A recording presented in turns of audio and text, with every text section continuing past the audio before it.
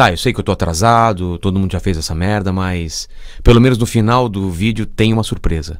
Assiste até o final, garanto. Olá, terracos, eu sou Rogério Vilela e vou fazer esse negócio aí de contar a história da minha vida com desenhos. É o tal do Draw My Life, que pra quem não entende nada de inglês como eu, quer dizer Draw My Life. Eu nasci no ano que o Brasil ganhou a Copa do Mundo. Que ano? Faz as contas aí, pô. Nasci em novembro e sou de Escorpião.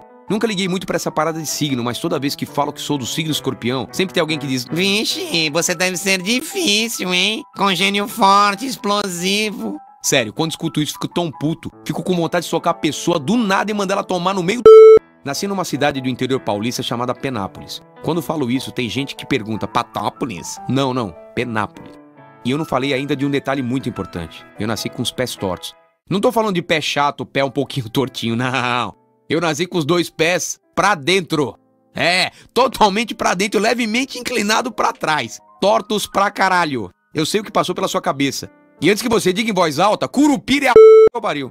De qualquer forma, foi um baque principalmente pro meu pai, que esperava ansiosamente por um menino que jogasse futebol e pudesse ser profissional como ele. E quem sabe um dia jogar na seleção brasileira. Deixa eu explicar. Meu pai era novo, 21 anos, jogava futebol no Penapolense, time da minha cidade. Meu pai era um tipo de popstar de lá. Pobre, mas famoso. E quando ele recebeu a notícia do meu defeito no hospital, ele me disse que pensou imediatamente em duas coisas. Primeiro, eu não jogaria futebol. Talvez andasse com dificuldade, mas futebol, nunca. Segundo pensamento, ainda bem que o defeito é nos pés e não na cabeça. Tá, eu sei que minha história começa triste, mas prometo que ela melhora e até vai ter um final feliz do tipo viveram felizes para sempre. Não desse tipo, porque ninguém vive feliz para sempre, mas a história melhora um pouco, tá? Eu prometo, calma aí. Bom, me levaram para um médico, num hospital público numa cidade maior chamada Lins. E o cara era foda. Me operou e foi foda. Foda mesmo. Foi gastar minha cota de foda aqui, porque devo muito a esse médico foda. Ele me operou quando eu tinha 6 meses de idade. E daí vem as primeiras lembranças da minha vida. Lembro de alguns flashes, mas lembro. Deve ter sido foda. A partir daí usei gesso por um bom tempo. O gesso era da ponta dos pés até em cima dos joelhos para eu não poder dobrar as pernas. Aprendi a andar ainda com gesso, o que é passar de fase no modo hard da vida. Chupa mundo. Depois do gesso, durante quase um ano, passei para aquelas botas enormes e pesadas com os ferros do lado, sabe? Usei até os 3 anos. Eu parecia o Robocop. Foda, né? Enquanto isso, meus familiares disputavam minha cura, me levando em tudo quanto é coisa. Igreja, macumbeiros, benzendeiras, faziam promessas, procissões, tudo pra eu ficar bom. E não é que eu fiquei bom, pelo menos das pernas e dos pés. O mais foda é que quando eu tirei a bota, meus pés estavam perfeitos. Feios, com cicatrizes, mas perfeitos. Eu podia andar, correr, podia fazer tudo normalmente. Não falei que a história melhorava uma hora? Mas pera, se meu pai trampava de dia e dava aulas de literatura numa faculdade à noite, minha mãe também era professora e dava aula de português nos 3 períodos, manhã, tarde e noite. Apesar disso, via muito minha mãe porque ela conseguiu pegar umas aulas na minha escola, EPSG senador Robert Kennedy. O que ela comemorou muito e eu não, né? Quem quer ter sua mãe por perto na escola? Era zoado por isso. Se eu já era tímido, agora então, não encontrava meu lugar no mundo, me achava feio, baixinho, tava sempre mal-humorado. Minhas coxas eram muito grossas e minhas canelas muito finas por causa dos anos de bota e gesso. Foi nessa época, ainda criança, que aprendi a desenhar. Lembro de desenhar várias corridas do Speed Racer, que era de longe meu desenho preferido. Desenhava nas paredes de casa, nos armários, desenhava em todo lugar da minha casa com as minhas canetinhas Silva Pen. Minha mãe não gostava muito da minha ideia de pintar a casa inteira e deixava isso bem claro me batendo. Apanhei muito. E não adiantava correr não, as havaianas da minha mãe faziam curva no corredor. Apanhava quando minha mãe estava fora de casa e minha irmã mais nova fazia merda. Apanhava quando jogava futebol dentro de casa com meus amigos. Apanhava quando não tinha feito o dever de casa. Apanhava até quando eu me machucava na rua. E ela ainda soltava um: tá vendo? Isso é pra você aprender a me escutar. Naquela época não existia micro-ondas, nem telefone celular, nem internet. E a gente tinha que ajudar a mãe em casa. Sabe, lavando louça, varrendo o chão, ajudava ela a fazer a comida. E não reclamava não. Mentira, a gente reclamava muito. Aí apanhava e parava de reclamar. Sabe aquela história de moleque não quer ouvir mais nenhum pio? Então, era mais forte do que eu. Eu não aguentava e fazia piu! E tomava um tapão na boca pra ficar esperto. Eu não tinha medo de apanhar dos moleques da rua. Eu tinha medo era de apanhar da minha mãe em casa se eu apanhasse dos moleques da rua. Quando eu era criança, além de estudar, fazia basicamente 3 coisas. Jogava futebol na rua, desenhava e via TV. Assistia de tudo. Eu e minha irmã mais nova brigávamos o dia inteiro pra ter o controle do controle da TV. Ela queria ver umas bostas de desenho tipo Ursinhos Carinhosos e She-Ra, e eu não. Eu queria ver Ultraman, Ultra Seven, Fantomas, Pica-Pau, He-Man, Jornada nas Estrelas, Galáctica, Super Amigos. Coisas legais demais, cara. No futebol, eu fui melhorando cada vez mais, então eu me achei na vida. Quando você entende que sabe fazer alguma coisa bem, você se encontra. Na rua, na escola, eu já era o primeiro a ser escolhido na hora de formar os times, sabe? Eu e meu par de quichutes. Vocês não sabem, mas os meninos eram separados em 2 blocos. os que amarravam o cadarço do quichute na canela e os que amarravam embaixo do tênis. Eu amarrava na canela. Opa, jogador de futebol de rua que se preze, amarrava o cadarço na canela. Lembro de partidas históricas com o time da rua de baixo, algumas valendo o engradado de tubaína. Saía muita briga, é claro, mas todo mundo era muito amigo. Meus vizinhos eram os meus melhores amigos. Tio Tony, um moleque espinhento de óculos de fundo de garrafa que tinha o chute mais forte do universo. Tio Ricardo, um gordinho que contava piadas e lutava judô. E o Henry, o irmão dele, um ruivo alto e magrelo que tinha a língua presa e era famoso por ter comido uma barata seca de uma vez só na nossa frente. A gente vivia junto, andava de carrinho de rolemã, jogava fubeca, que algum de vocês chamam de bolinha de gude, empinava pipa, descia o morrão da frente de casa em cima de papelão, daqueles que vem em geladeira, sabe? Andava de BMX, uma bike que você brecava pedalando pra trás. Bons tempos. A rua era meu destino diário. A brincadeira só acabava quando a mãe da gente chamava a gente pra dentro de casa. Nessa época, eu desenhava sem nenhuma pretensão, mas com toda a atenção do mundo. Meus pais sempre deram muito apoio pra desenhar e pintar mais e mais, ainda que meu pai sonhasse comigo sendo um craque de futebol.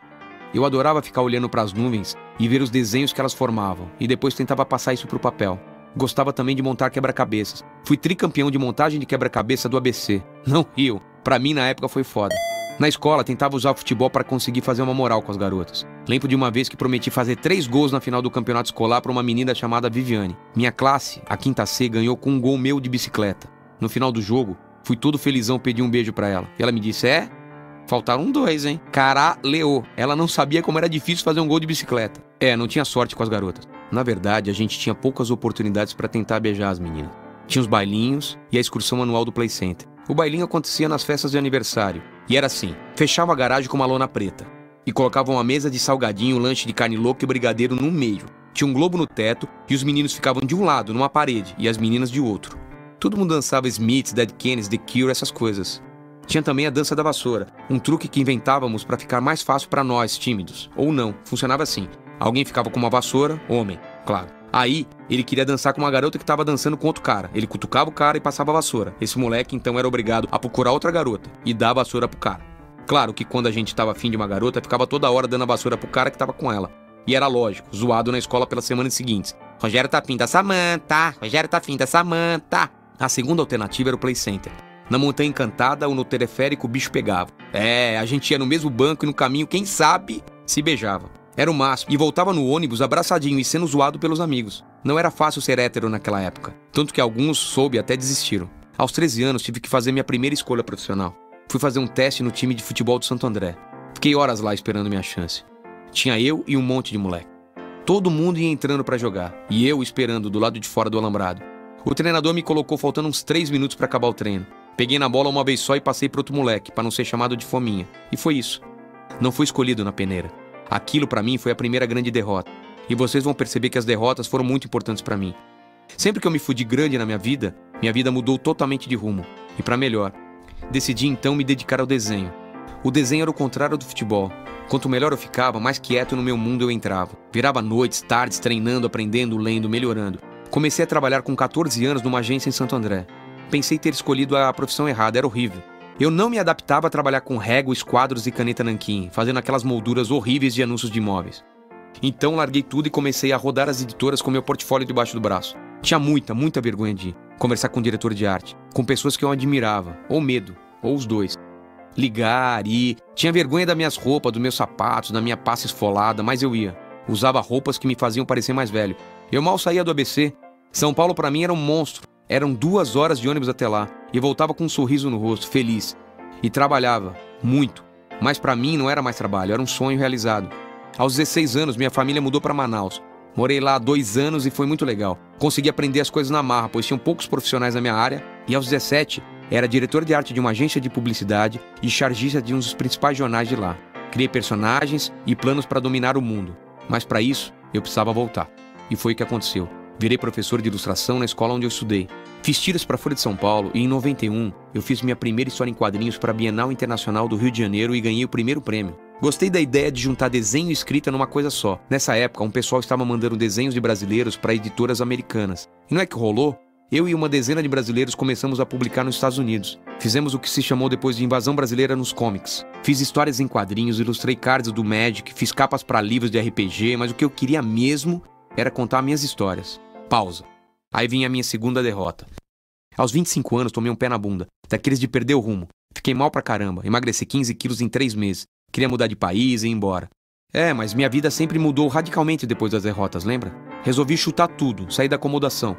Saí do emprego de professor, parei de fazer ilustrações e me juntei com outros 3 desenhistas que também publicavam HQs nos Estados Unidos, que também não tinham grana como eu, e assim abrimos uma empresa. Uma não, duas. Um estúdio e uma escola de desenho chamados Fábrica de Quadrinhos.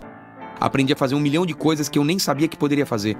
Reuniões, orçamentos, contratar funcionários. A gente cresceu, muito, de maneira desproporcional. A ideia de quadrinistas terem um estúdio escola era muito diferente.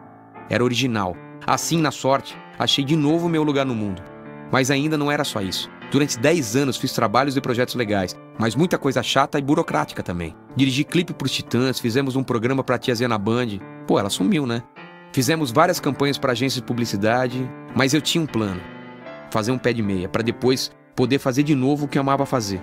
Passaram-se tempos de vacas magras, vacas gordas e vacas magras de novo. Até que consegui fazer minhas coisas autorais, meus livros, meus filmes e tocar o Mundo Canibal, que a essa altura havia se tornado algo monstruoso de grande. O Mundo Canibal surgiu assim. O Rodrigo Piologo era um aluno da minha escola e tinha uns desenhos muito foda. Eu falei que ia falar muito foda. Eu tinha uns personagens também e a gente resolveu juntar forças. O irmão dele, o Ricardo, entrou na parada e assim nasceu o Mundo Canibal. Foda, né? O que havia começado com 3 caras sem muito a perder deu muito certo. Resumindo, aí a Fábrica de Quadrinhos teve uma proposta milionária de uma empresa grande de entretenimento. Era a época da bolha da internet. A gente nunca tinha ouvido falar em tanta grana. Isso subia nossas cabeças. E enquanto a negociação acontecia entre os advogados, imaginávamos como iríamos gastar toda a nossa grana. Parecemos aquele desenho do Pica-Pau, lembram? Mulheres, automóvel, mulheres, iate, mulheres, mansões, mulheres. Tá, eu nem esperei o contrato ser assinado. Fui otário, eu sei. Gastei por conta, gastei muito. E o que aconteceu? Depois de meses não chegamos num acordo e não rolou grana nenhuma. E ainda a gente gastou uma puta grana com o advogado. E eu tinha comprado uma porrada de coisas a prazo. Foi uma merda. Os sócios começaram a brigar e se desentender. Nos separamos e eu fiquei com o estúdio e eles com a escola. Sem grana pra nada, eu perdi meu carro, quase perdi um apartamento que foi a leilão 2 vezes por falta de pagamento. Mais derrota. E o que acontece a seguir? Mudanças. Pra melhor, é claro. O estúdio cresceu de tamanho e importância, virei noites e noites e quando me dei conta, depois de alguns anos, tinha recuperado tudo. E mais do que isso, tinha a chance finalmente de fazer o que eu gostava. E então veio a comédia, em 2009. Não sei como nem por que eu resolvi fazer stand-up. Um cara tímido que nunca havia subido no palco na vida, mas fiz. Faço até hoje. E foi a melhor decisão da minha vida. Com ela, rodo o país e vou a lugares distantes, diferentes. Lugares que eu não iria se não fosse a comédia. Conto minhas histórias e ouço histórias. E sou muito bem recebido. Nunca me senti tão bem acolhido como agora. Parece que fazer as pessoas rirem, ainda que por uma dezena de minutos, tem um impacto pra lá de positivo. Elas te tratam com respeito, com alegria, com admiração. E juro, no palco me sinto em casa. Claro que eu deixei de falar muita coisa aqui. Sobre teatro, cinema, programa de televisão, história em quadrinho, casei por 8 meses, separei, morei junto, fui vice-campeão paulista de jiu-jitsu, essa é uma história engraçada. Eu viajei, desenhei, pintei o quadro, estudei para ser pastor, operei o joelho 3 vezes, quebrei os ossos do meu rosto, bati o carro, comemorei título do Corinthians, fiz improviso, comi umas gostosas, dei pé na bunda, tomei pé na bunda, conheci gente legal, gente chata, xinguei, bati, apanhei. Ou seja, eu fiz e faço tanta coisa diferente hoje em dia que nem sei como dá tempo. É o lance dos sonhos, sabe? No fim, tudo é sobre os sonhos. Ainda gosto de olhar para as nuvens procurando desenhos nelas. Sou muito grato de ter sempre trabalhado com quem admiro. Dividir o palco, o campo, uma publicação, um estúdio com gente mais gabaritada e genial do que eu. Com pessoas que acreditaram em mim. Ainda que eu seja tímido, ainda que eu seja mal-humorado e inquieto, sempre. E sempre me pergunto aonde eu quero chegar. As perguntas que eu me pergunto são perguntas sem resposta, mas me fazem continuar seguindo em frente. Faço milhares de planos. Tenho 1 milhão de sonhos. Alguns chegam rápidos, outros demoram. Outros nunca virão, mas quer saber? Ainda tô me divertindo como nunca. E acho que tô vivendo o melhor momento da minha vida. Encontrar um final pra uma história é sempre a parte mais difícil. Ainda mais quando ela ainda não terminou. Não tem aquele papo de "e viveu feliz para sempre". Vou terminar como sempre termino meus shows de stand-up. Meu nome é Rogério Vilela e vocês foram uma plateia maravilhosa. Obrigado. Peraí. A história não acaba assim não, porque aconteceu mais uma coisa. Uma coisa bem foda. Aconteceu das pessoas pararem de ficar reclamando das coisas só na internet, nos bares. Aconteceu do povo ir mostrar sua insatisfação nas ruas. Primeiro eu vi pela janela da minha casa. Depois, pela janela da minha TV. Depois eu estava nas ruas. Tá aí o país do futebol, da bunda, do samba, da corrupção e do vamos levar vantagem em tudo. Começou a mostrar outra cara. Uma cara amarrada, insatisfeita e faminta por mudanças. Mas as mudanças acontecem de dentro para fora. É o que tá acontecendo. E é só o começo. Um começo foda. Foda demais, muito foda. Foda, foda, foda.